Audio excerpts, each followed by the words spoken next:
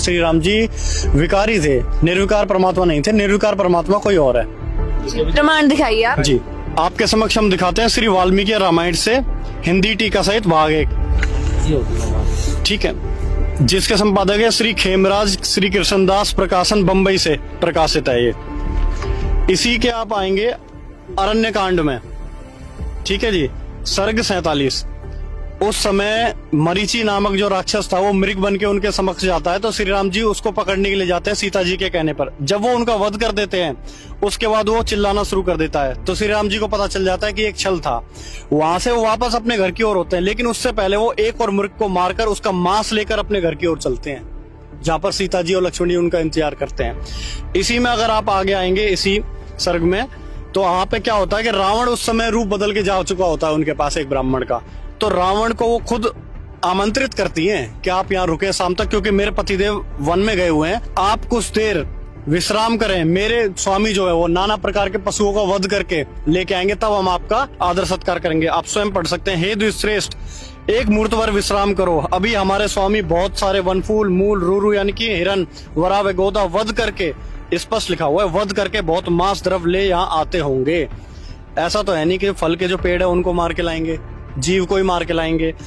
जब वह आवेंगे तब आपका भली भांति से सत्कार होगा, इससे विराजिए।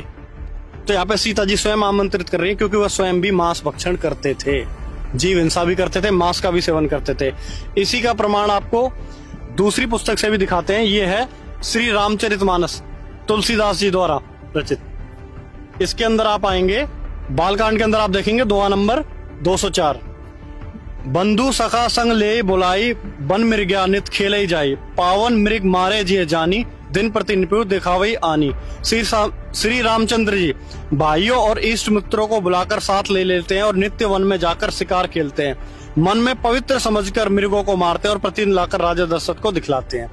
अब मन में पवित्र सोच के मृग को मारते हैं, क्या उससे पाप नहीं लगेगा? जीव हिंसा नहीं होगी, उसकी तो मृत्यु हो गई ना।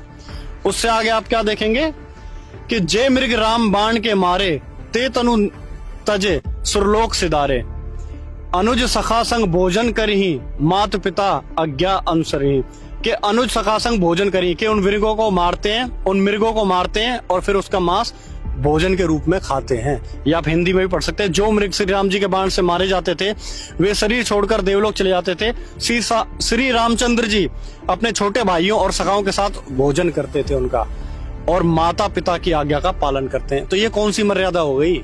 ये तो साफ साफ स्पष्ट दिख रहा है कि वो विकारी थे, मांस भक्षण वो कर रहे हैं। इसके साथ साथ आपको दिखाते हैं कि वो मदिरा का भी सेवन करते थे,